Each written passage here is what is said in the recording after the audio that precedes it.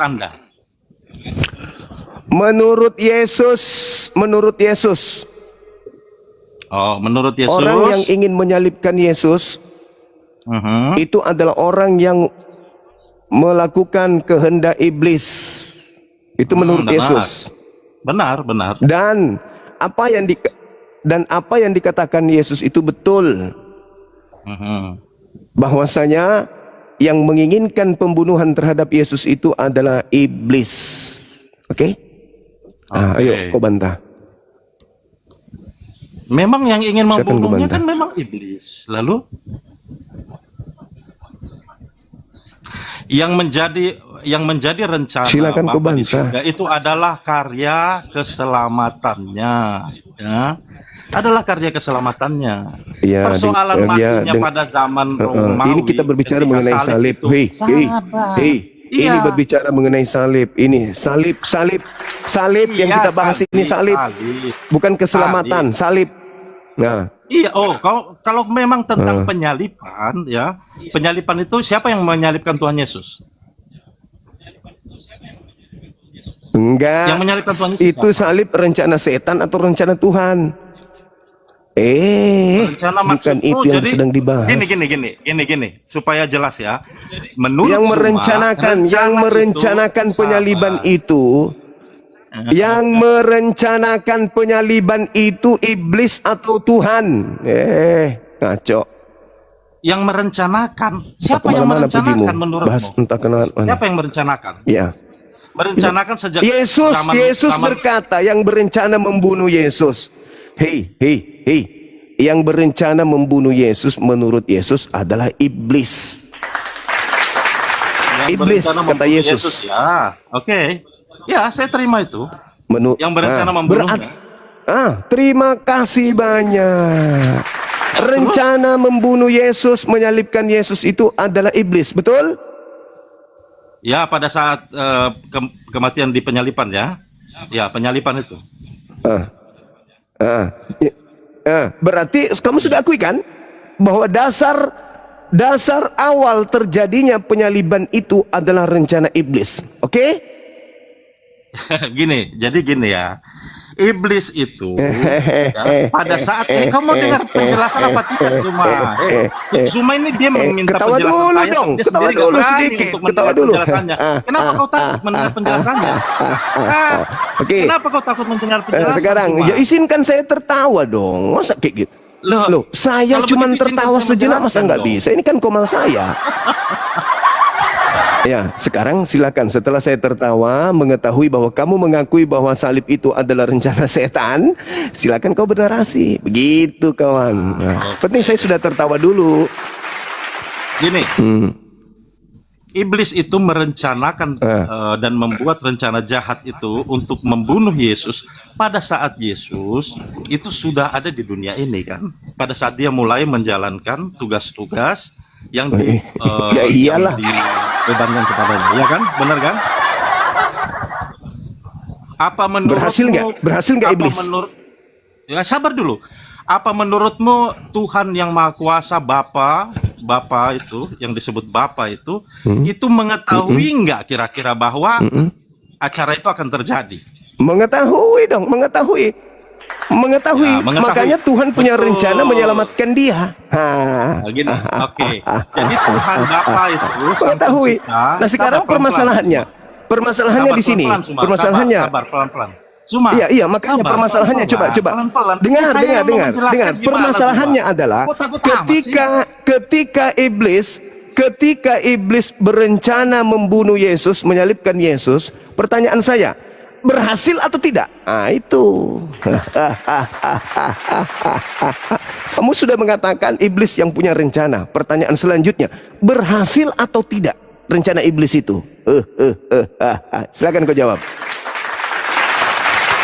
Iblis yang berkarya, Kristen yang menikmati. berhasil. Betul. Sekarang. Karena tanpa Berhasil. kebodohan, gini sabar, Berhasil. tanpa sepengetahuan iblis, Berhasil. ternyata dia telah Berhasil. membuat Yesus menggenapi tugasnya. Berhasil. Loh, kok turun? Ingat ya teman-teman, dari saudara Ehad Prawira tadi itu, Pertama, dia sudah mengakui penyaliban adalah rencana setan. Tepuk tangan untuk itu. Ketika setan berencana menyalib Yesus, berhasil atau tidak? Apa jawabannya? Berhasil. Sayangnya dia turun. Pertanyaan ketiga, levelnya naik. Kenapa kau turunkan saya? Anda sudah mengakui. Bohong-bohong lah. Ini Anda sudah mengakui. 2.900 orang lagi nonton. Anda sudah mengakui penyaliban itu adalah rencana iblis. Yang kedua, Anda sudah mengakui bahwa iblis berhasil menyalib Yesus. Pertanyaan yang ketiga, dengar pertanyaan yang ketiga, pertanyaan ketiga. Apa yang Kristen dapatkan? Apa yang Kristen dapatkan dari keberhasilan iblis tersebut? Jawab. Apa yang Kristen dapatkan dari keberhasilan iblis membunuh Yesus? Jawab. Apa yang kamu dapat dari hasil kerja iblis? Ya, rencana besar Bapa untuk keselamatan manusia terjadi. Itu dia. Kenapa kau bawa-bawa Bapak? Jangan kau bawa-bawa Bapak. Jangan kau bawa-bawa. Gini, dia tidak tahu bahwa apa yang dia lakukan itu. Jangan karya setan kau tuduhkan ke Bapak. Jangan. Kau yang mengakui rencana penyaliban Bapak adalah iblis. Berhasil enggak? Berhasil. Iblisnya berhasil.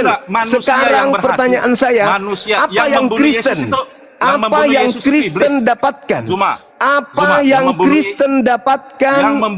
yang Kristen dapatkan dari keberhasilan iblis? Jawab. Yang membunuh Yesus itu. Buka kameramu. Apa yang kau dapatkan? Apa yang kau dapatkan atas keberhasilan iblis? Apa yang kamu dapatkan sebagai Kristen? Apa yang kalian dapatkan? Yang membunuh Yesus itu iblis atau manusia? Zuma, jawab. Enggak usah terlalu banyak bicara. Itu rencana iblis. Itu rencana iblis. Dan kamu sudah mengiyakan. Kamu sudah mengiyakan. Siapapun yang melakukan penyaliban terhadap Yesus itu adalah melakukan rencana setan. Oke? Nah, sekarang pertanyaannya adalah, apa yang kamu dapatkan? Apa yang kamu dapatkan dari rencana iblis itu? Jawab. Ini Zuma. Apa yang kamu dapatkan dari keberhasilan iblis menyalib Tuhan lo? Apa yang kamu dapat? Jawab. Yang menyalib Tuhan itu iblis atau manusia? Tidak ada urusan siapapun itu sedang melakukan rencana iblis. Siapapun itu, nggak perlu. Mau dia siapapun yang menyalibkan Yesus, mereka sedang melakukan rencana iblis. Siapapun itu. Sekarang Kristen mendapatkan apa dari keberhasilan setan tersebut? Jawab. Apa yang kamu dapat? Setelah iblis bapakmu itu berhasil membunuh Yesus, apa yang kamu dapat? Ini. Yang menyalibkan itu apa yang kau dapat? Iblis atau manusia? Kau jawablah dulu itu. Manusia yang adalah manusia yang dipakai oleh iblis. Manusia yang dipakai iblis untuk melancarkan. Oleh karena pengaruh daripada iblis. Nah, yang masuk neraka itu iblis atau Zuma? Sekarang apa yang kamu dapatkan? Kau jawablah Zuma. Apa yang kamu dapat? Si Sambo ini. Apa yang kamu dapatkan dari rencana iblis ini? Apa yang kamu dapatkan dari berhasilnya iblis membunuh Tuhanmu? Kamu dapat apa dari hasil kerja iblis itu? Pakai otak lu, ngapain kau tanya-tanya yang lagi? Mau yang menyalibkan masuk neraka kek, masuk sapi tengke, nggak ada urusan. Kamu yang kutanya, kamu. Apa yang kau dapatkan dari pekerjaan iblis itu? Apa? Keselamatan. Berarti iblis itu pahlawan atau penjahat bagimu? Kan gitu. Endingnya di situ. Iblis pahlawanmu atau iblis itu adalah penjahat bagimu? Ya. Silakan buka kamera. Ya, Abang Suma, aku pesan kalau diskusi itu jangan di mute suara Oten gitu loh. Bang Suma beda jauh kelas sama Edis, harus fair. Iya. Itu aja pesan mukamu saya. Mirip Edis bang, sepupu ya. Kamu keluarga sama Edis. Beda kualitas semua dengan Edis. suka di mute-mute. Oh iya iya iya. Oh iya iya iya. Mukamu kayak Darto Helen. Kirain ini naik tidak berdebat tapi muka pucat, ludah kering, gigi kering. Di situ jangan ku bawa ke sini. Dia itu muridku. Kok nggak tahu dia berdiri di kubuhku terkait penyaliban? Dia mengatakan rencana iblislah penyaliban itu. Nggak malu kau? Dia itu muridnya Bang Suma. Diam-diam dia berguru samaku. Udah muka kotak begitu, berani pula aku tampil. Ayo silakan host dinaikkan lagi, moderator dinaikkan. Pokoknya kita panen hari ini, panen kita panen. Dis, tapi gemetaran. Dis, ludah sudah kering di mulut, udah pucat kayak gitu masih berani juga. Kirain mau berdiskusi, ternyata mau pamer kebodohan.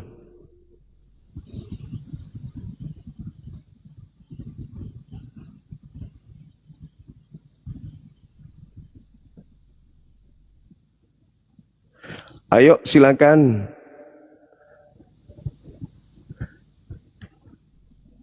Naikkan lagi teman-teman. Moderator di bawah, silakan. Edisnya kau suruh ke sini, biar kami kompak membahas bahwa salib itu adalah rencana iblis. Nanti dia itu keluar dari kubu saya ketika sampai di ending. Apa endingnya? Apa kedudukan iblis sekarang ini untukmu? Pahlawan atau penjahat? Dia kan setuju salib itu rencana iblis. Nah, apa yang kamu dapatkan? Keselamatan. Berarti iblis ini bagimu pahlawan atau penjahat? Nah, di situ dia KO-nya. Makanya Pak Bom Bom bertahan. Ini kalau kau ikuti keinginan Edis, berarti ujung-ujungnya iblis ini pahlawan bagi keselamatan kita. Kacau, kacau. Halo, selamat malam Saudara Sandra, apa kabar? Halo, selamat malam. Malam, Saudara Sandra. Selamat malam, Bang. Halo. Halo. Malam, karena dia lagi nggak stabil. Kan dibilangnya Muslim yang naik, Muslim dia naik, berarti dia malam di sana. Ngigau dia, ngigau. Halo teman-teman, silakan yang ingin berdiskusi lagi dengan tema ini, silakan. Halo Saudara Lubis.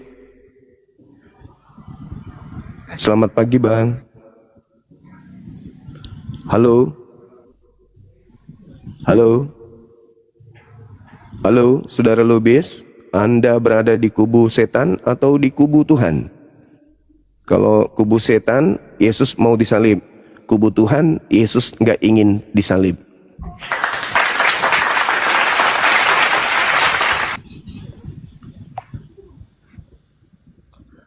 Halo, selamat malam. Selamat siang. Oh, siang, Bang. Bisa buka kameranya, abangku? Kayaknya numpang ini seru kayaknya, lihat nyimak perjalanannya Bang Suma ini. Iya, dari sekte mana Saudara? Katolik atau Protestan? Kita alhamdulillah dari Muslim, tapi Alhamdulillah, selamat malam Abang. Masya Allah. Maafkan saya, tadi kupikir non Muslim. Alamak, salah kamar abangku. Ini komal diskusi lintas agama, Abang. Nanti kalau mau jumpa Bang Suma di Bandung atau di Jakarta nih, Abang sekarang sudah di Jakarta nih. Yang mau ketemu silakan bikin jadwal. Ada Bang Handi juga di bawah, teman-teman. Silakan moderator naikkan teman-teman kita yang ingin belajar. Yang ingin belajar, mereka berdiri di kubu mana tuh? tentang salib. Kalau Islam kan jelas berada di kubu Tuhan pencipta langit dan bumi, wa qaulihim dan seterusnya. Malah orang-orang yang berkata Yesus disalib itu dihukum, dan itu Yesus hukum juga tuh di dalam Matius 16 data nomor 23, enyahlah iblisnya. Jadi orang yang berkata Yesus itu adalah mau disalib, akan disalib, Yesus katakan iblis. Al-Quran mengatakan wa qaulihim, orang yang berkata Nabi Isa disalib itu dihukum juga, dihukum oleh Allah. Orang yang mengatakan Nabi Isa disalib itu dihukum oleh Allah. Nah, Yesus juga menghukumi orang yang mengatakan dia akan disalib, dengan Yesus berkata iblis. Gitu teman-teman sekalian. Ini kenapa rempong sekali ini saudara Len? Kenapa? Giginya ribut. Saudara Len, ada apa? Len? Saudara Len? Apa, ngapain ribut? Naik ke sini ribut, emosi gitu. Tinggal pilih aja Anda berada di kubu Tuhan atau di kubu setan. Kan tinggal dua aja itu. Edis mengatakan penyaliban adalah keinginan iblis, kan gitu. Halo, saudara Termos. Selamat malam. Buka kamera, Bang. Buka kameranya. Waduh, izin SS Bang, izin SS. Waduh, senang sekali saya ini bisa skomalin. Oke, silakan Bang. Saya Islam Bang, saya Islam. Iya. Senang kali yang dibawa ini. Makasih sama-sama. Abigail, naik Abigail. Jangan maki-makinya dibawa, naik aja ke sini. Jangan emosi dibawa. Di taping ke atas sini aja. Jernihkan hatimu teman-teman sekalian. Jangan emosi, santai, rileks. Diskusi boleh kenceng, suara boleh keras, tapi kita menggunakan data dengan standar akal, gitu. Halo, selamat malam saudara Sinwartinsi Rantang Popoh. Apa kabar? Dari sekte mana? Assalamualaikum, Bang Juma. Waalaikumsalam warahmatullahi wabarakatuh. Iya Bang, yang Bang Kanjeng. Sebenarnya nggak pengen naik sih, tapi cuman pengen ngobrol sebentar aja sama Bang Juma. Siap. Ya. Iya Bang. Jadi semalam tuh seru, saya dengerin Bang Juma itu sampai jam berapa ya?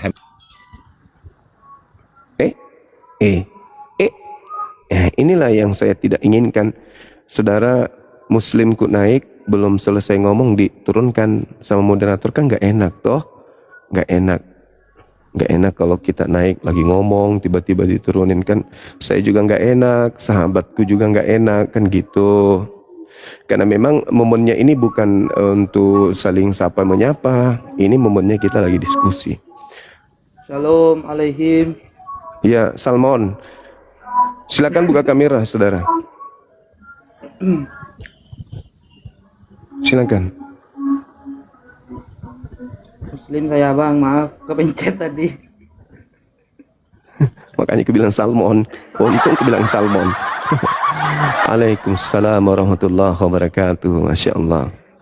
Makasih Bang, makasih. Salam kenal. Ketawa sahabat kita, ku bilang Salmon.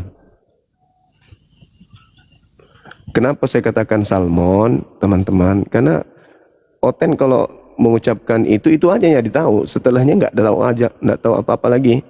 Cuman itu aja, shalom, shalom, shalom. Disuruh baca Ibrani nggak tahu. Halo, selamat malam, saudara Yuta. Piye kabare Mas? Alhamdulillah baik Mas. Alhamdulillah Kang. Ya, di mana ini posisi? Lama nih Bang Juma nggak nonton Bang Juma nih. Oh, siap. Assalamualaikum Gurunda. Waalaikumsalam warahmatullahi wabarakatuh. Salam kenal, saya Gurunda dari Banten. Siap Gurunda, Ya. sehat selalu. Saya pendukung. Amin. Ya. sehat Gurunda ya. Makasih. Cuma mohon maaf nih, sedikit saya hanya ngasih masukan ya Gurunda ya. Siap. Kalau kita lagi bicara ya mohon maaf, tolong tuh moderatornya dikasih diklarifikasi gitu lah ya. Kita lagi ngobrol sebentar, main turun-turunkan aja gitu Gurunda ya. Tolong Gurunda ya, sampaikan ke moderator. Sehat selalu Gurunda. Ayo, assalamualaikum warahmatullahi wabarakatuh. Waalaikumsalam warahmatullahi wabarakatuh.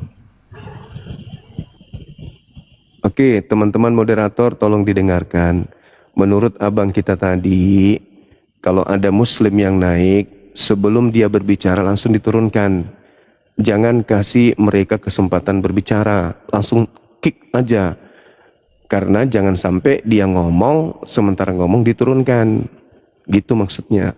Teman tadi kita itu. Jadi kalau ada Assalamualaikum warahmatullahi wabarakatuh dan dia sudah kentara kali, muslim langsung di kick. Jangan izinkan dia berbicara, kasihan. Kalau dia ngomong belum selesai terus diturunkan. Mending sebelum dia ngomong turunkan memang. Gitu maksudnya Bapak tadi itu. Oke, terima kasih masukannya Bang. Moderator saya sudah mendengarkan. Silakan, selamat pagi saudara. Halo. Halo. Halo. Halo. Nah, sama kalau sudah kayak begini nih, ini serba salah kita kan. Kalau muslim mungkin malu bicara, kalau oten takut. Kalau dia muslim malu, kalau oten takut. Nah, makanya dia diam-diam aja kayak gitu. Rambo. Udah tua Rambo. Udah mau pensiun dia.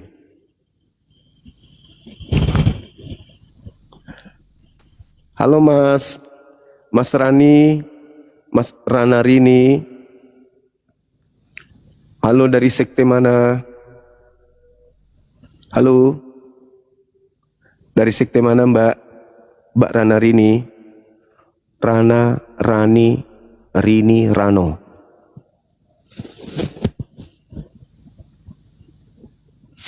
Halo. Aduh, cantiknya rambutnya Mas Rini. Pagi namanya Rano, malam namanya Rana, kadang jadi Rara, kadang jadi Nana. Modal rambut naik ke sini cuman pasang wajah kayak toples. Maaf ya, kalau mau pasang wajah pergi ke studio foto. Habis itu pampang di kamar fotonya. Halo, assalamualaikum. Waalaikumsalam warahmatullahi wabarakatuh. Abang kenapa nggak pakai baju bang? Alamak. Oh, ini aku fan-nya. Nggak pakai baju abang ini. Halo saudara kaya dari tadi minta naik. Halo bang, dari sekte mana? Halo.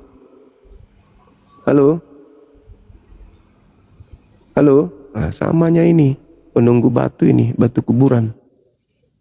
Dari tadi dia minta, begitu naik diam. Nah gitu dong.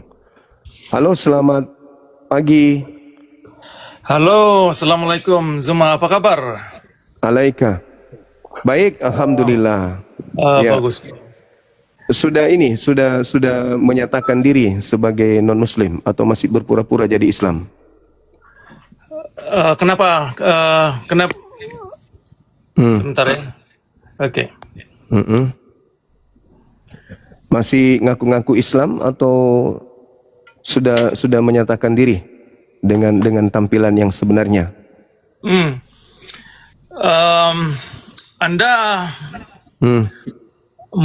apa namanya? Terkesan apa tuh? Bahwa saya bukan orang Islam, itu bagaimana ceritanya? Iya, karena memang Anda bukan Islam. Bagaimana ceritanya? Anda pula bertanya sama aku. Karena Anda bukan Islam. Islam itu apa coba? Pondasi Islam itu apa? Satu. Pondasi Islam satu. Apa? Jenggot. Kepala botak gitu. Yang kedua kepala botak. Hah? Gitu. Pondasi Islamnya. Ngaku aja bang, ngaku aja saya ini misionaris yang berpura-pura Islam untuk menghancurkan Islam dari dalam. Nggak usah Anda itu terlalu lebay kali, nggak usah. Sekarang itu umat Islam nggak bisa ditipu dengan tampilan-tampilan sosok Islam kayak Anda, itu nggak perlu. Kami sudah tahu. Gerakan Kristen itu kami udah tahu bagaimana mereka punya rencana C1, C2, C3, C4, C5, C6. Kami udah ngerti. Bahkan masuk ke pesantren-pesantren, pura-pura jadi ulama pun bisa bahasa Arab, bisa nahwu Arab dan seterusnya. Udah ngerti kami itu, Bang. Jadi lebih baik Anda tampil, saya ini adalah Kristiani, ingin mendebat Islam. Gitu abang, daripada Anda mengaku Islam tapi nyerang Islam. Paham? Bagaimana Anda tahu bahwa Nabi Muhammad itu orang Islam? Nah itu kan, tengoklah kan, ajaran apa ini? Wa man azlamu mimman iftara 'ala Allahil kadhiba wa huwa yud'a ilal Islam. Nabi Muhammad datang mengajarkan Islam. Ente datang mengajarkan apa? Menyerang Islam. Ada nggak ajaran Islam menyerang Islam? Kutanya dulu. Al-Quran menolak agama Nabi Muhammad. Nah itu, mulai gila kan, udah turunkan pencuri ayam ini.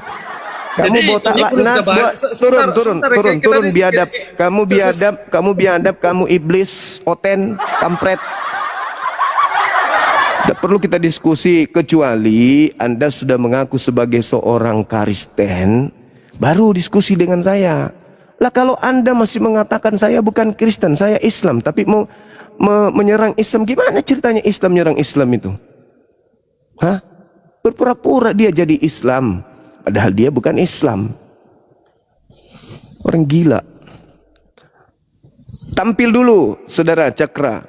Anda tampil, jangan menggunakan label Islam. Kenapa? Umat Islam sudah tahu batasan-batasan sebagai seorang Islam itu seperti apa. Jadi kalau Anda kemudian mengatakan diri Anda sebagai seorang Muslim, tapi menyerang ajaran Islam, menyerang Nabi Muhammad, ya itu artinya Anda seperti Paulus. Mengaku pengikut Yesus, tapi menyerang Yesus. Mengaku pengikut Nabi Muhammad, tapi menyerang Nabi Muhammad. Paham? Kau botak licin, batu cila. Oke, silakan. Yang nyata saja, yang jelas saja, yang betul-betul mengatakan dirinya penyembah Kristus. Nah, itu baru pura-pura Islam lagi.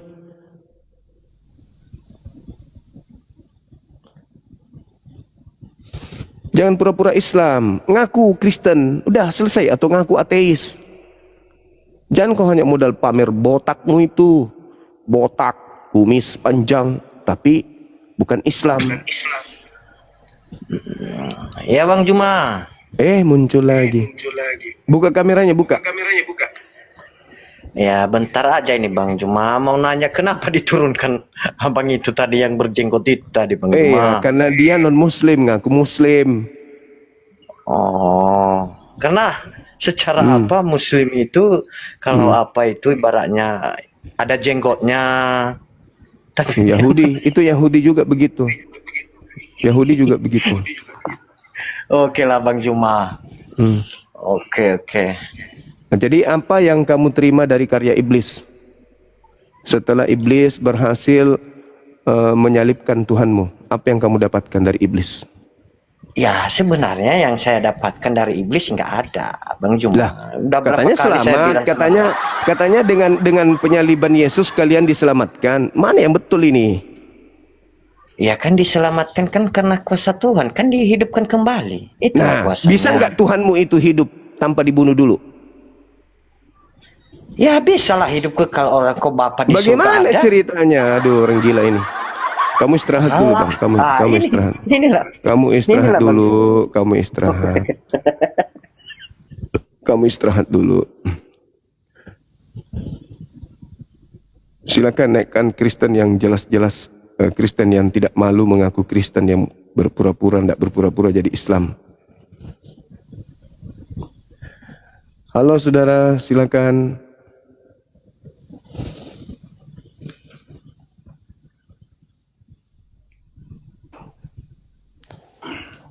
Halo, selamat pagi. Halo, Assalamualaikum. Waalaikumsalam. Bang, saya mau nanya ini.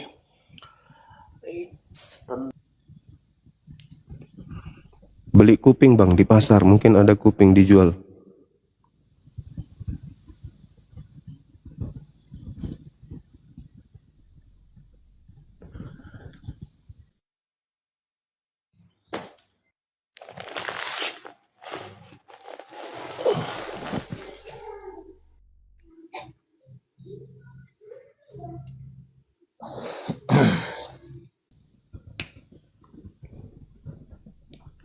Halo, selamat siang. Selamat siang.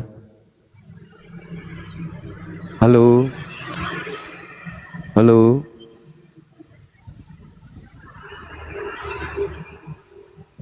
Halo, selamat siang. Saudara Sunset, selamat siang. Nah, selamat siang bang. Siang. Dari Katolik, Protestan? Protestan bang. Oke. Bisa buka kamera, Bang?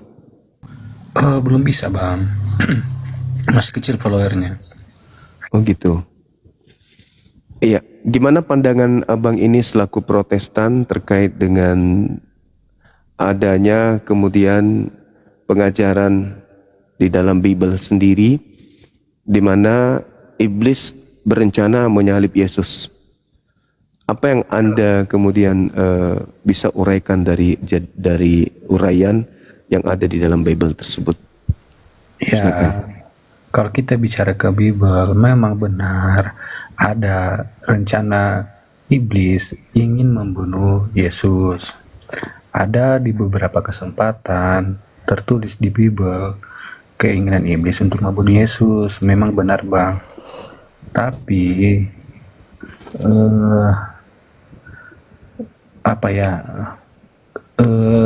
iblis bukan berarti saat dia berhasil menyalibkan Yesus bukan berarti dia berjasa seperti itu, Bang. Tapi dari hasil kerja mereka, dari upaya adanya rencana, siasat yang kemudian digunakan oleh iblis dan perangkat-perangkat yang digunakan, termasuk digunakannya Yudas, imam kepala mahkamah agama dan juga tentara Romawi, itu menghasilkan sebuah karya yang sangat bermanfaat bagi Kristen, yaitu keselamatan dari dosa, kan gitu. Maka ketika Anda sudah mengakui bahwa memang ada upaya iblis atau rencana iblis menyalibkan Yesus, artinya apakah Tuhan, dalam hal ini mereka yang menyebutnya dengan sebutan Bapa, dalam hal ini apakah Bapa yang adalah Tuhan katanya, itu diam saja ketika iblis berencana membunuh utusannya?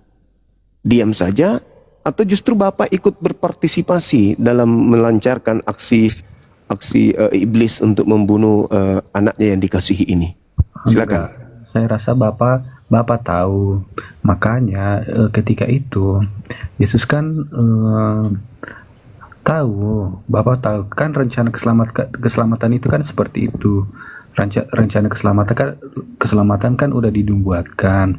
Artinya keselamatan yang harusnya Yesus disalib itu kan memang harus terjadi. Tapi apakah Yesus Bapa nggak peduli? Saya rasa dia tahu. Tapi kan bukan berarti dia nggak bisa menghindarinya, membuat Yesus menghindar. Tapi kan Bapa jelas di sana ingin Yesus taat sampai akhir. Seperti itu.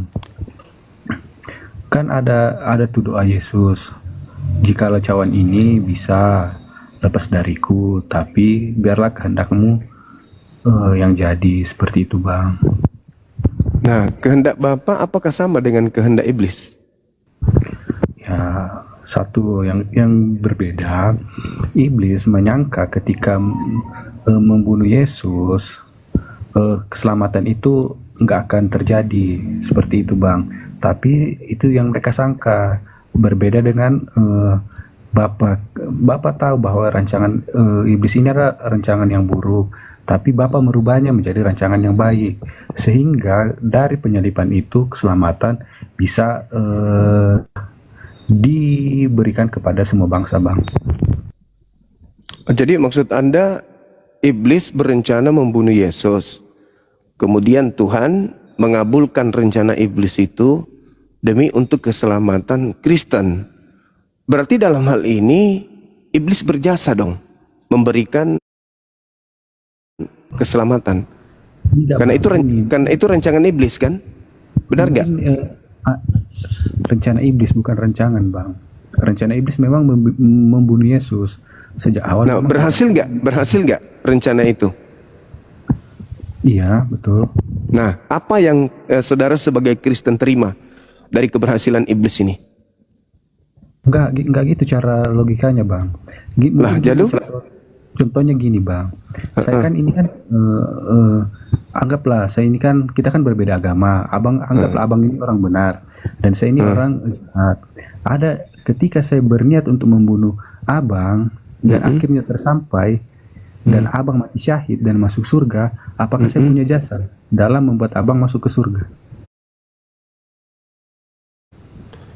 Oke.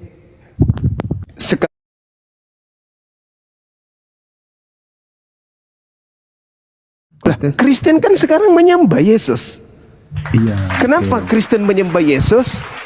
Karena menurut Kristen, Yesus bangkit pada hari ketiga kan? Ya benar. Nah, boleh nggak Yesus bangkit hari ketiga kalau tidak dibunuh oleh iblis? Gini Bang, seperti yang saya katakan tadi. Iya. Seperti yang saya katakan tadi, apa itu? Ketika saya berhasil membunuh abang, apakah saya berjasa? Ya, saya mati syahid.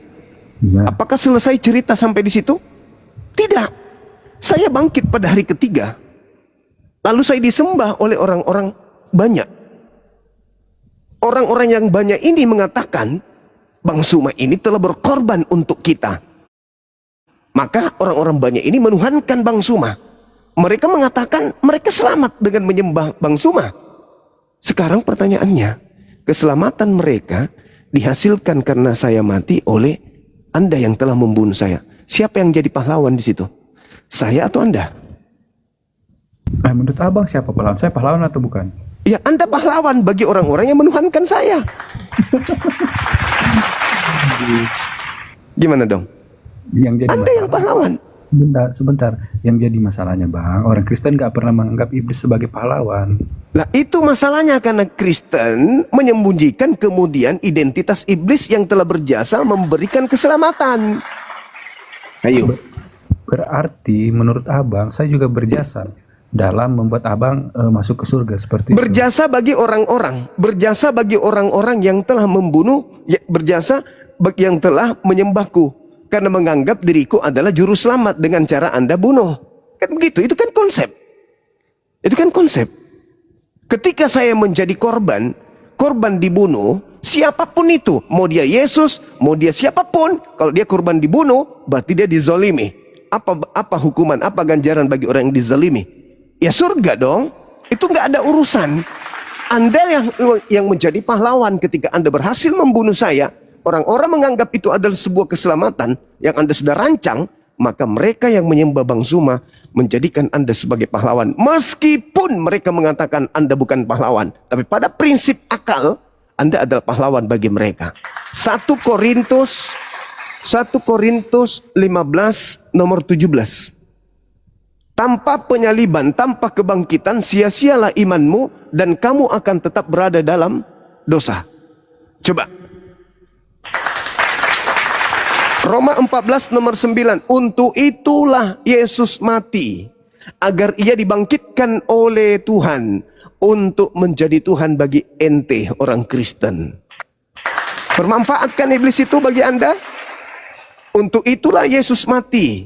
Untuk itulah iblis membunuh Yesus, agar Yesus dibangkitkan oleh Elohim, agar menjadi Tuhan bagi orang Kristen. Berjasa enggak iblis ini kepada orang Kristen? Berjasa. Itu dalil, Bung. Itu dalil. Makanya di dalam Islam, Al-Quran mengatakan, wa qaulihim, aku hukum dia karena ucapan dia. Ia mengatakan Isa disalib. Yesus pun begitu. Di dalam Matius 16, orang yang berpikir kalau dirinya disalib itu adalah iblis. Enyahlah iblis, engkau adalah satu batu sandungan bagiku, sebab engkau hanya memikirkan apa yang dipikirkan manusia. Kau tidak memikirkan apa yang dipikirkan oleh Tuhan. Petrus memikirkan Yesus ini mati disalib kalau dia ke sana. Akhirnya Petrus mencoba untuk menariknya ke samping. Tapi Yesusnya marah. Kau hanya memikirkan apa yang dipikirkan manusia. Nyala iblis. Seperti iblis itu ingin kemudian menyalib Yesus, iblis menginginkan penyaliban terhadap Yesus. Dan Anda sendiri mengakuinya bahwa memang itu adalah rancangan iblis. Nah, apa yang Anda dapatkan dari keberhasilan iblis merancang itu, merencanakan itu semua? Surga kan? Nah, berarti yang memberikan Anda surga iblis. Kan begitu, Bang.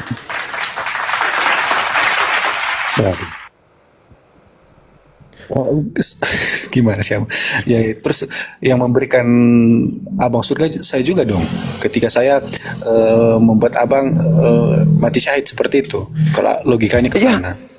Iya, saya syahid karena Anda, betul. Betul itu.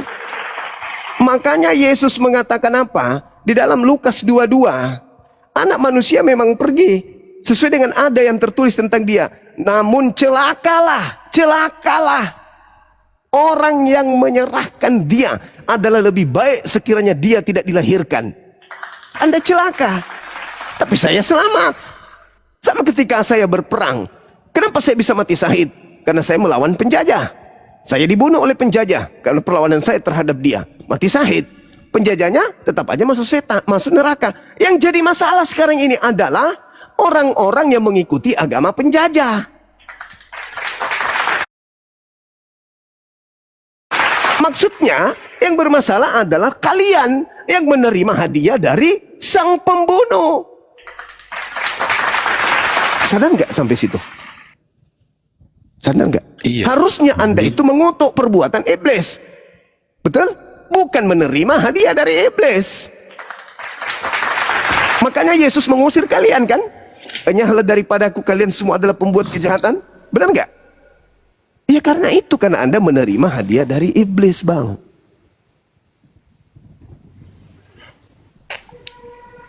Aduh, Bang, sebenarnya Bang Suma sebenarnya paham, tapi mau memframing. Loh, kok saya memframing? Sekarang Anda mengaku nggak kalau penyaliban itu rencana setan? Anda mengaku nggak? Anda mengaku nggak kalau itu rencana setan? Rencana membunuh Yesus memang bersumber dari setan, benar. Nah, setan berhasil nggak? Iya, berhasil. Nah, berhasil. Apa yang Anda dapatkan dari keberhasilan setan tersebut? Tapi Abang salah paham di sana. Lah, apa yang Anda dapatkan? Apa yang Anda dapatkan dari keberhasilan setan? Rancangan keselamatan kan memang bersumber daripada Bapa. Rancangan yang mana? Di mana? Coba tunjukkan di mana Bapak merancang kematian untuk orang benar. Di mana? Ayo. Terus sedangkan iblis, Yesus sendiri mengatakan, iblislah yang menjadi bapakmu dan kamu mau melakukan keinginan bapakmu. Berarti yang merancang di situ iblis, kata Yesus. Yohanes 8 nomor 37 sampai nomor 44. Kata Yesus, yang merancang kematian terhadap Yesus adalah anak-anak iblis. Karena mereka mau melakukan keinginan iblis. Kenapa kau ingin membunuh aku?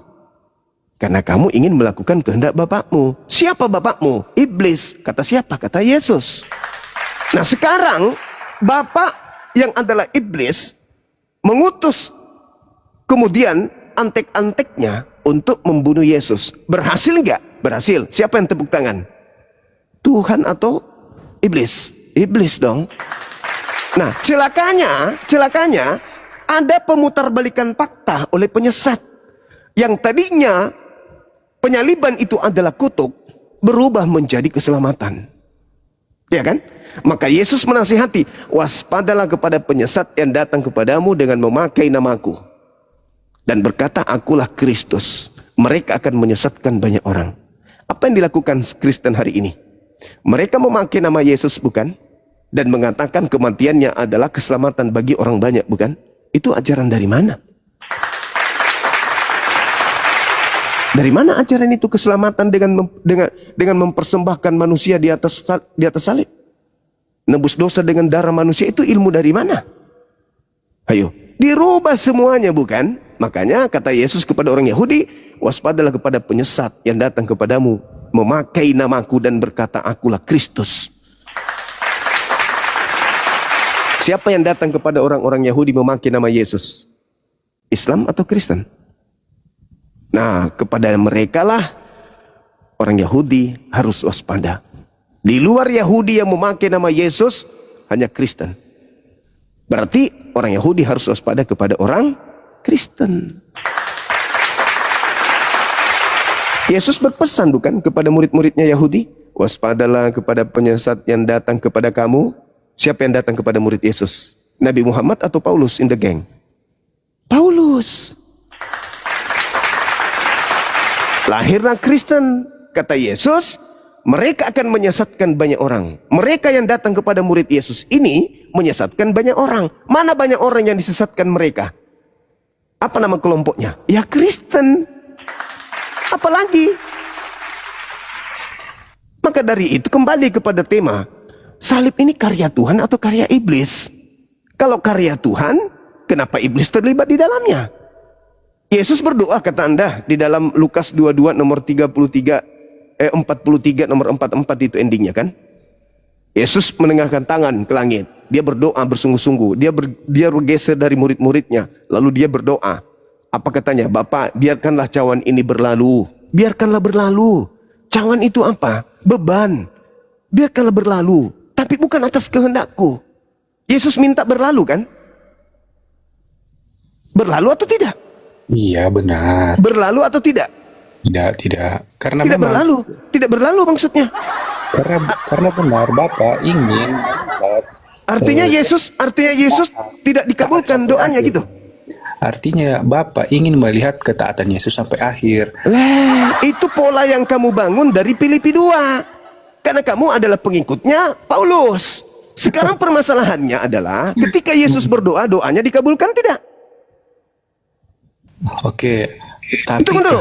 Ketika Yesus berdoa, doa Yesus dikabulkan tidak?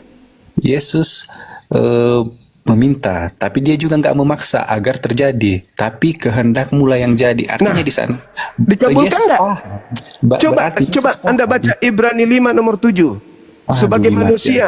Sebagai manusia, Yesus mempersembahkan doa yang sungguh-sungguh kepada Bapa yang sanggup menyelamatkannya dari kematian.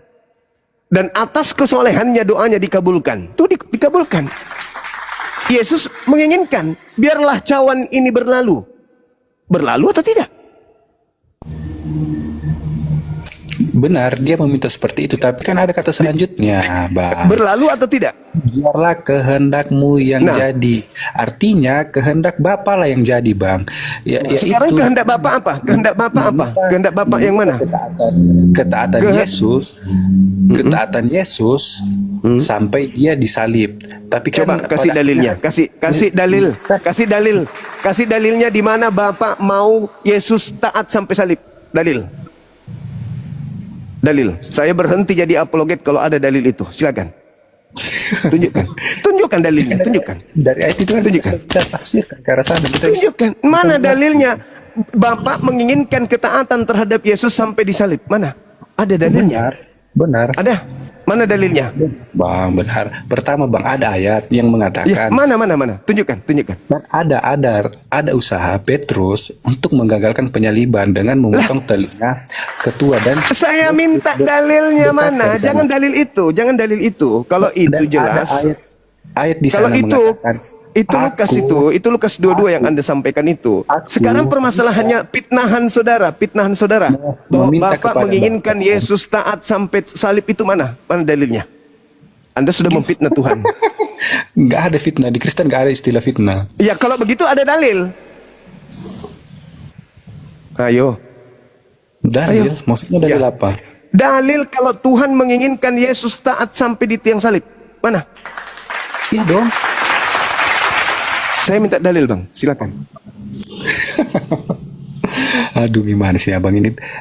Dalilnya ada di saat Yesus, di saat Paulus ingin menghalangi penyaliban, tapi kan Yesus berkata, kalau meminta malaikat kepada Bapakku mengirimkan 12 malaikat berlaksa-laksa. Saya tidak tanya itu.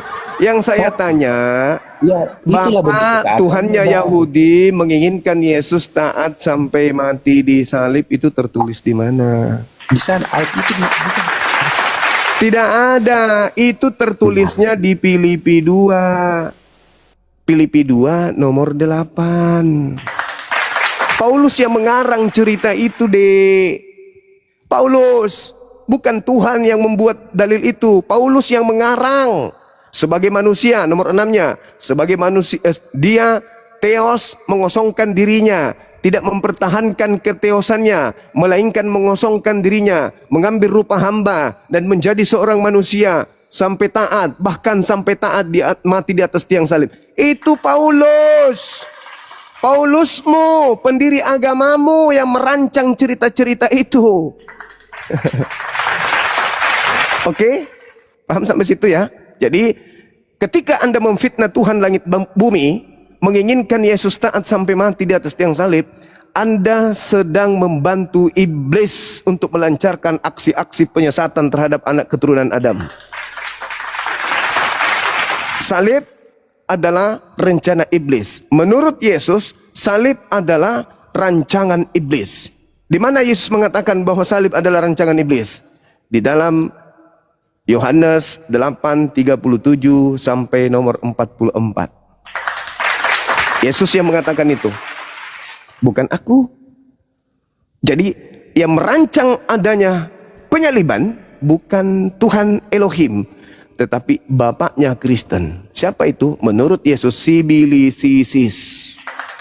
Itu fakta. Makanya kamu agak lain. Makanya Kristen ini agak lain daripada agama Yahudi dan Islam. Agak lain. Mengambil keterjemahan kitabnya Yahudi tapi agak lain. Ya kan? Mengambil kitabnya orang Yahudi tapi Kristen ini agak lain. Bang Suma, Aneh kan?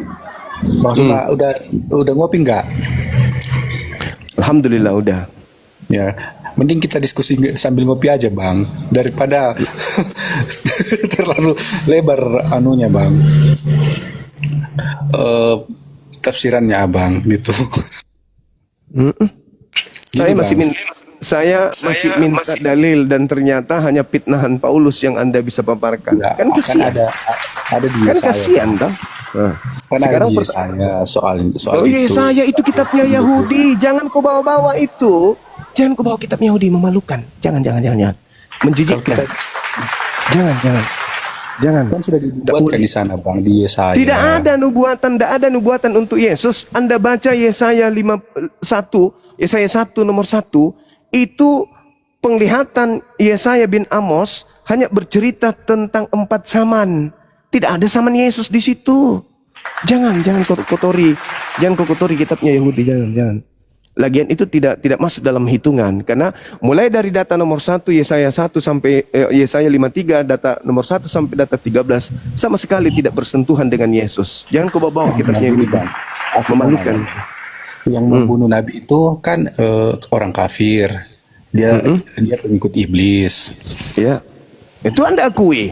Pintarnya. Iya. Anda akui. Bagus. Terima kasih banyak. Anda sudah mengakui. Iya, berarti yang membunuh Yesus pengikut iblis kan? Bentar, ketika Muhammad mati syahid, apakah iblis berjasa dalam kematian syahid? Ini kita berbicara mengenai salib. Orang yang mati karena syahid, iblis membunuh mereka karena mempengaruhi pengikut-pengikutnya. Anda salah konsep. Wa ikhwanuhum yamuddunahum. Orang-orang kafir itu adalah saudara-saudaranya iblis. Oke? Ini kita berbicara mengenai keselamatan. Salib. Anda menjadikan salib ini yang adalah rekayasa iblis sebagai simbol keselamatan. Berbeda dengan orang yang berjihad. Orang berjihad itu adalah orang yang berjuang mengalahkan kemungkaran. Mati mereka syahid. Nah, sekarang yang menjadi masalah adalah orang yang syahid ini adalah nanti menjadi Tuhan. Itu keliru. Iblis berkongkok-kongkok ingin membunuh Yesus. Setelah iblis berhasil membunuh Yesus, Anda menyembah yang dibunuh iblis. Kenapa Anda menyembah yang dibunuh iblis? Kenapa Anda tidak menyembah yang mengutus kemudian yang dibunuh iblis itu? Kenapa?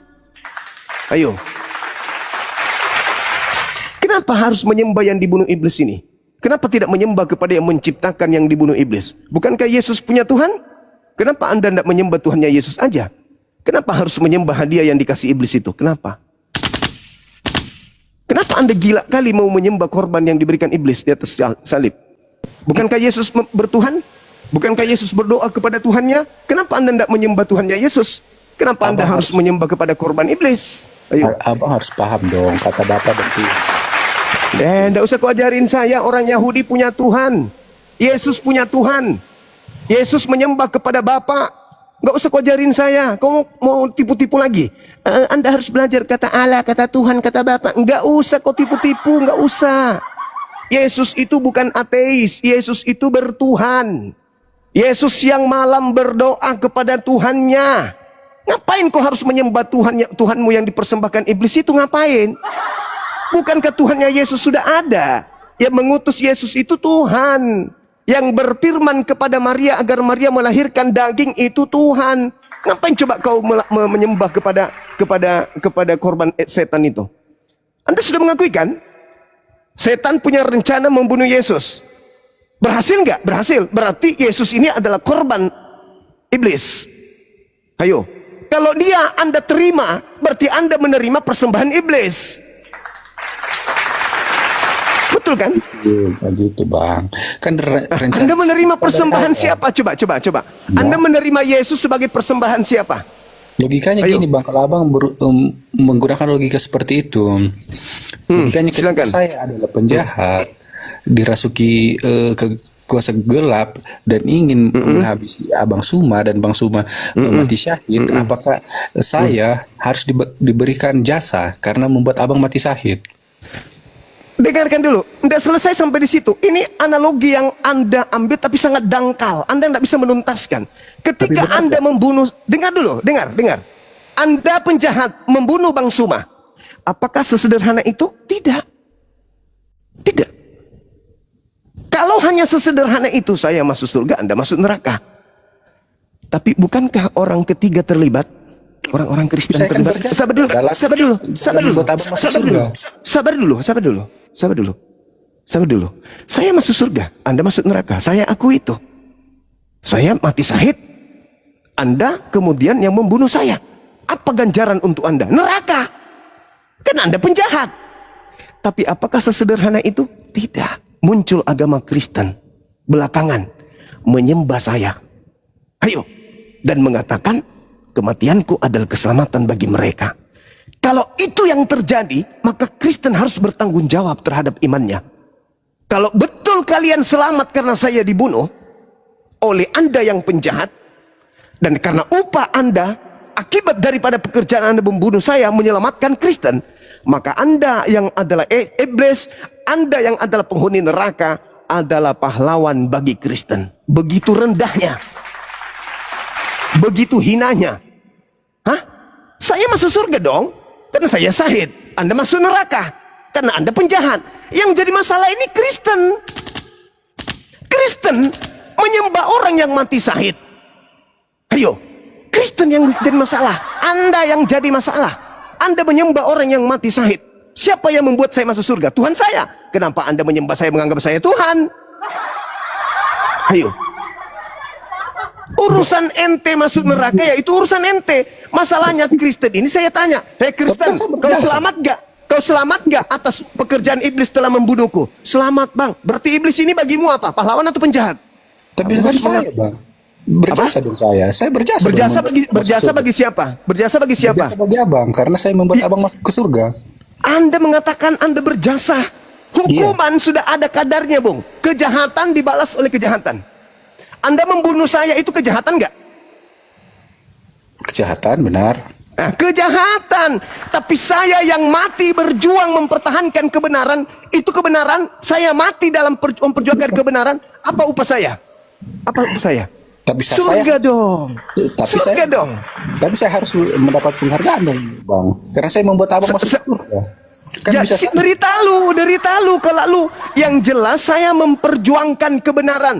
Dan pada saat saya memperjuangkan kebenaran itu Anda membunuh saya. Itu upah saya memperjuangkan kebenaran. Itu hak gini, Bang. saya. Bisa saja sebelum Apa? saya melakukan tindakan itu, Abang masuk Kristen. Bisa saja dong sebelum saya melakukan tindakan itu. Apa pula saya Anda bunuh karena saya memperjuangkan kebenaran. Dasar gerakan kita sudah terukur. Anda ingin membunuh saya karena Anda penjahat. Saya kemudian bergerak karena saya membawa kebenaran. Endingnya saya mati memperjuangkan kebenaran. Apakah Anda berjasa? Tidak. Berjasa dong, karena saya membuat Anda masuk surga. Apa jasa Anda? Apa jasa Anda? Membuat Abang masuk ke surga. Apa jasa Anda? Membuat Abang masuk ke Dari surga. mana? Dari mana Anda yang memasukkan saya ke surga? Saya masuk surga karena saya memperjuangkan kebenaran. Anda penjahat yang membunuh orang yang sedang melakukan kebenaran. Kalau itu yang Anda jadikan prinsip, Anda bunuh orang tua Anda sembelih satu-satu. Ibu, engkau masuk surga karena aku, ketepak. Ayah, engkau masuk surga karena aku, ketepak. Aku adalah pahlawanmu. Siapa lagi yang ingin aku bunuh? Aku adalah pahlawan. Mari aku bunuh satu-satu. Itu pikiran gila yang Anda punya, yang diternak di gereja Anda. Itu pikiran gila tuh. Enggak. Loh, kok enggak pula? Di Kok Kristen enggak pula? benar. Kristen benar. Enggak ada Kristen istilah benar. seperti itu. Ya dong. Kristen benar. Tapi Sekarang kita kan logikanya ke Abang tadi. Kita kan menggunakan logika Abang ketika tapi ketika Anda menggunakan saya sebagai logika, ada enggak pihak ketiga? Ada enggak pihak ketiga? Ada enggak pihak ketiga? Saya kita mati. kan menggunakan logika Abang. Justru ketika saya mengkonter logika Abang, Abang justru bilang saya salah. Gimana sih? Oh, jadi membunuh orang benar itu tidak salah? Iya. Salah. Salah. Anda salah. Celakanya Anda sebagai iblis di sini, pekerjaan Anda membunuh saya dipanen oleh orang Kristen.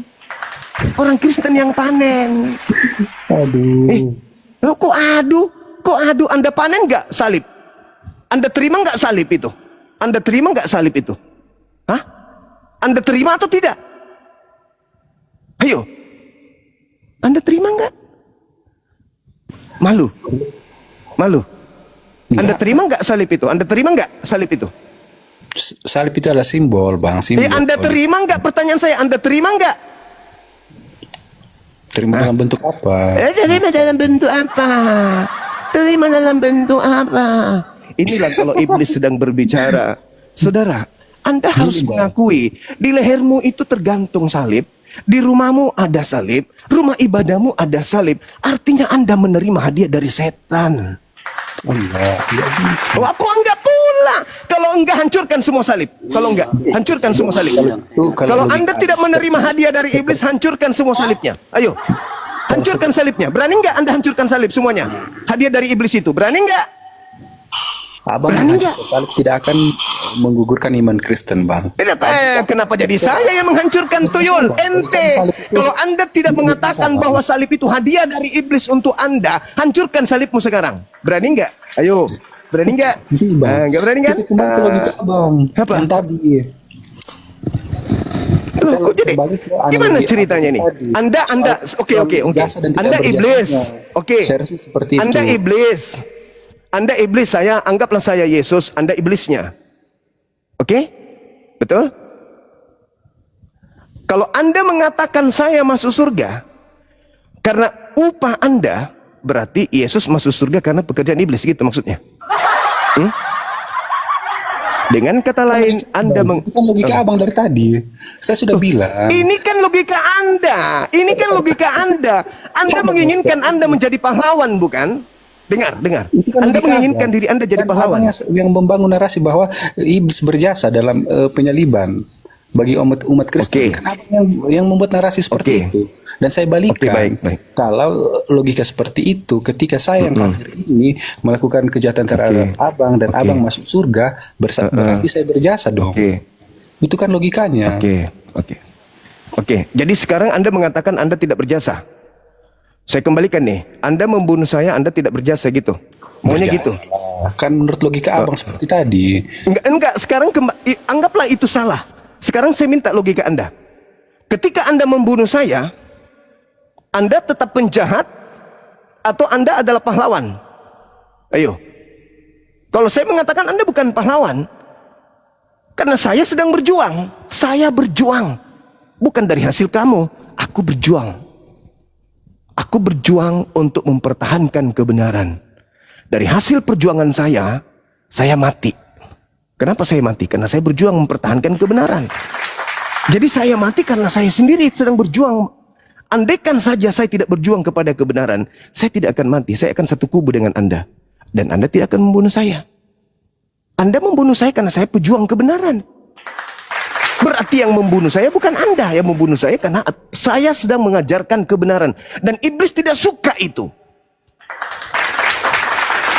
Oke? Nah sekarang kalau Anda ingin mengukur itu kepada saya, Logika gimana? abang bangun dari tadi, narasi yang abang bangun dari tadi bahwa keselamatan Kristen itu adalah jasa iblis, seperti itu kan? Itu narasi yang abang bangun. Baik, Jadi, makanya saya ikutin. analogi yang sama kepada abang, tapi abang bilang saya ikutin. Saya masuk neraka. Oke, saya Gimana? ikutin. Iya, saya ikutin. Gimana sih? Saya ikutin. Antara abang dengan saya, Kristen di mana posisinya? Jawab. Ayo. Antara abang dengan saya, abang iblis, saya Yesus. Kristennya di mana? Itu kan posisinya Kristen di mana?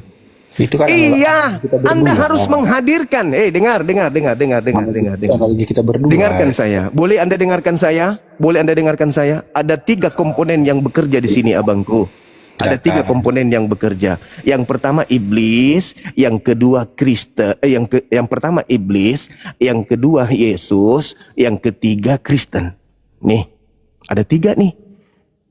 Ketika Anda menganalogikan saya dengan Anda menghilangkan Kristen. Berarti Anda hanya mendudukkan iblis dengan Yesus. Menurut Yesus, apakah iblis ini pahlawan? Bukan. Menurut Bang Suma, apakah Anda pahlawan? Bukan. Tapi Anda menganalogikan seakan-akan saya menganggap Anda pahlawan. Prat. Ia menganggap Anda pahlawan. Nih, Kristen. Kristen yang menganggap Anda pahlawan. Ia menganggap iblis ini pahlawan Kristen. Tapi Yesus tidak menganggap ini pahlawan yang telah membunuhnya. Jangan Anda penggal begini. Harus ada 3. Oke? Ia menganggap pahlawan Kristen. Yang menerima salib Kristen. Bukan Yesus. Yesus tidak menjadikan salib sebagai simbol. Gini Bang. Yang mengakui iblis berjasa dalam keselamatan. Gak ada. Kristennya. Kristen. Gak ada yang mengakui. Kalau tidak mengakui, dengar. Kalau tidak memaksa logika itu. Kalau tidak mengakui, sekarang Anda harus dudukkan 3 perkara ini dulu. Anda, sang penjahat, sang pembunuh, Bang Suma yang dibunuh, harus hadir ini, harus hadir orang ketiga ini sebagai analogi pengganti Kristen yang menerima pembunuhan yang dilakukan oleh penjahat. Kalau dia Kristen hilang begini, berarti hanya Yesus dengan iblis. Mana Kristennya? Ayo, mana Kristennya? Harus ada Bang orang ketiga. Ketika Anda membunuh saya, harus ada orang yang menuhankan saya. Orang yang menuhankan saya ini bertopang kepada Roma 14 nomor 9. Untuk itulah Bang Suma mati, agar ia dibangkitkan kembali untuk menjadi Tuhan bagi orang Kristen. Paham? Berarti kematian yang dilakukan oleh ini adalah berjasa bagi orang Kristen. Karena Kristen tanpa kematian, Kristen tidak punya Tuhan. Kristen tanpa kematian, dosa-dosa Kristen tidak ditebus. Maka ini kedudukannya pahlawan. Jangan Anda hilangkan Kristen ini. Kok cuma 2 pelaku? Kenapa jadi 2 pelaku? Anda membunuh saya, Kristennya mana? Tidak ada satupun Kristen yang menganggap iblis berjasa dalam. Tapi kenyataannya begitu. Itu kan cocok logi dari abang. Bukan cocok logi. Sekarang saya tanya. Benarkah dalil yang berbunyi di dalam kitab saudara 1 Korintus 15:17 itu? Tanpa penyaliban, tanpa kematian, dengan matinya Yesus, Dia telah menebus.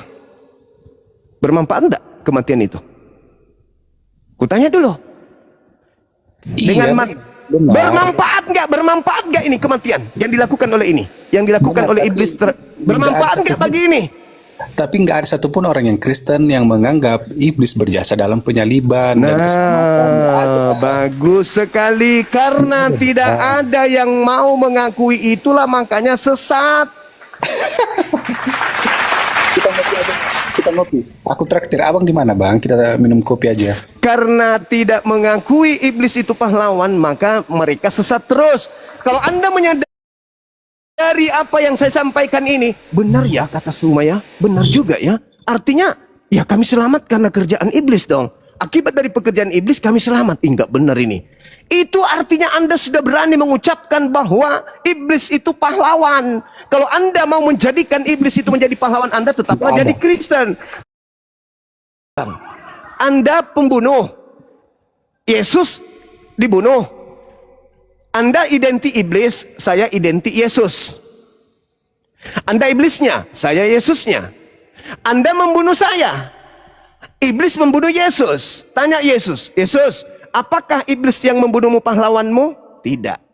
Lalu siapa yang menjadikan iblis pahlawan? Kristen. Yahudi menerima enggak hadiah dari iblis? Tidak. Islam menerima hadiah enggak dari iblis? Tidak. Yang menerimanya namanya Kristen. Itu namanya teori cocok logi lagi bang. Sekarang coba Anda gunakan akal sehat Anda. Iblis, Yesus, cuman dua kelompok atau ada satu kelompok lagi namanya Kristen? Bicara, jangan telepon saya dulu bang. Ayo bicara. Tragedi penyaliban ini melibatkan apa?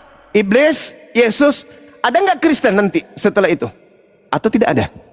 Ada nggak? Ada. Ada. Oke, ada. Nah sekarang Anda membunuh saya. Ada nggak pengikut lagi di belakang saya yang mengimani saya sebagai Tuhan? Ada nggak? Ada nggak? Bisa aja ada. Nah, sekarang kalau ada, pertanyaan saya, kalau ada nih, misalnya nama agamanya Kucluk, menjadikan Bang Suma Tuhan, si Kucluk ini menjadikan Yesus Bang Suma ini Tuhan karena dia mati lalu bangkit pada hari ketiga. Bisa nggak Bang Suma mati tanpa ini? Bisa. Apakah bagi Bang Suma ini pahlawan? Bukan, penjahat. Yang menjadikan ini pahlawan ada si Kucluk, karena si Kucluk menerima pekerjaan dari iblis telah membunuh Bang Suma. Sampai sini paham? Belum paham juga? Atau pura-pura gila memang? Atau memang gila beneran Anda ini? Bang, gini bang, abang sudah berusaha menjelaskan dengan baik, tapi sayangnya penjelasan abang itu salah, karena tidak ada satupun dari Kristen yang menganggap iblis berjasa dalam Iya, saya akui itu. Tidaklah mungkin Kristen mengakui iblis itu pahlawan. Berarti saya akui. Kalau Kristen mengakui iblis itu pahlawan, mereka sudah mu'alaf. Ada banyak Kristen yang mengakui itu. Tadi malam saya mensyahadatkan orang sudah mengakui bahwa ternyata pahlawan dalam Kristen itu adalah setan. Apakah Yesus mengakui iblis pahlawan? Jadi posisi kami sama, kami orang Kristen juga sepakat bahwa iblis. Oh tidak bisa. Berapa kali saya harus menjelaskan sama Anda? Ini iblis. Abang sudah ini Yesus. Ini iblis, ini Yesus. Ini iblis, ini Yesus. Ini Kristen. Posisi Bang Suma di mana? Di tengah. Oh, posisi Yesus. Ya. Kalau Anda bertanya, apakah saya menjadikan Anda sebagai pahlawan? Kutanya juga, apakah Yesus menjadikan iblis sebagai pahlawan?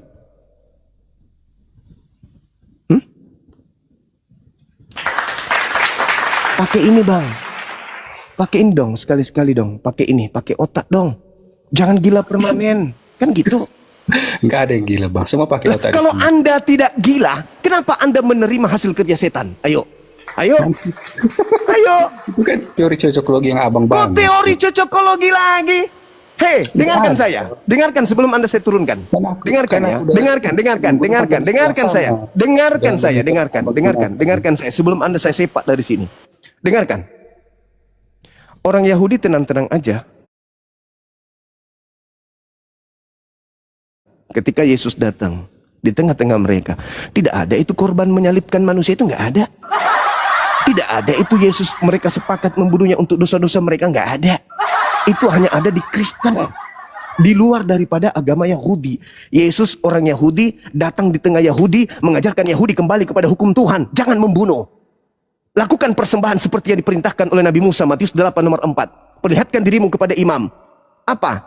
Berilah persembahan seperti yang diperintahkan Musa. Imamat 1 nomor 2, binatang, domba, sapi, lembu, kambing. Bukan manusia. Itu satu. Oke?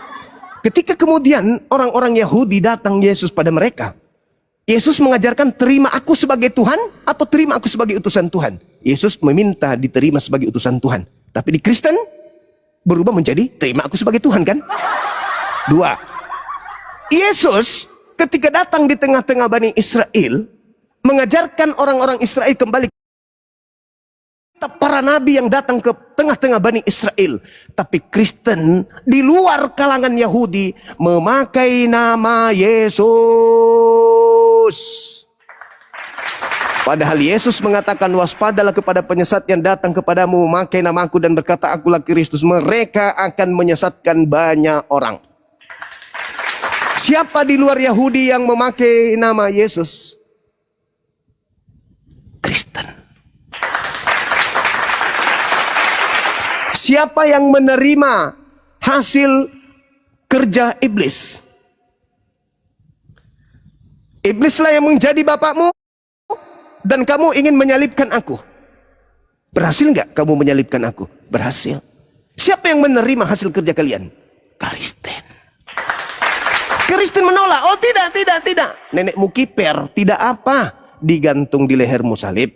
Di rumahmu ada simbol salib. Rumah ibadahmu simbol salib. Itu simbol tanda dari mana? Dari Tuhan atau dari iblis? Dari iblis. Berarti kamu menerima hadiah dari iblis. Karena salib itu adalah rencana iblis. Salib adalah rancangan iblis. Kamu menerima salib, kamu gantung di sini, bahkan kau bertato di pangkal pahamu. Bahkan nenotmu ku kasih gambar salib. Ketekmu salib, di bokongmu salib, lehermu salib. Lah, mana lagi? Hah? Di rumahmu, di mana-mana, di kamarmu, di tasmu, di bukumu, semua gambar salib. Itu apa? Itu apa? Sehat aja, itu Bang. apa buktinya? Itu bukti kalau kamu menerima simbol dari salib. Dah selesai. Silakan Anda istirahat. Saya juga sedang ingin beribadah. Oke? Oke, terserah Abang deh. Bukan terserah, itu fakta. Gini, Bang. Anda tidak akan pernah bisa merubah warna hitam itu menjadi kuning. Hitam ya hitam. Hitam ya hitam. Hadiah iblis ya hadiah iblis. Jangan kau rubah lagi. Silakan satu anak api silakan naik. Saya ibadah sejenak. Kita diskusi santai aja, nggak usah lah marah-marah. Dari tadi saya santai. Dari tadi memang pola saya begitu. Silakan yang naik dulu Dinda. Saya ibadah dulu sejenak. Kita kan di sini berdiskusi, bukan saling. Siapa bilang kita ribut? Saya memang begitu polanya. Silakan dengan adik saya dulu. Saya ibadah dulu. Waalaikumsalam warahmatullahi wabarakatuh. Aja kan gitu enaknya.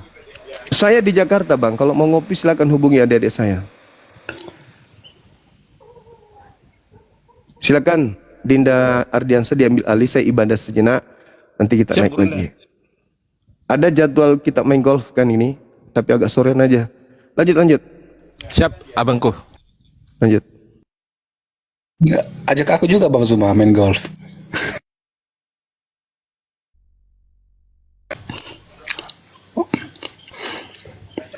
Ya, gimana? Teman-teman, ada teman-teman api yang turun. Ini Bang Handi, naik Bang Handi, dibantu Bang Handi. Teman-teman, assalamualaikum warahmatullahi wabarakatuh, Bang Handi, dan juga sebelum kita lempar ke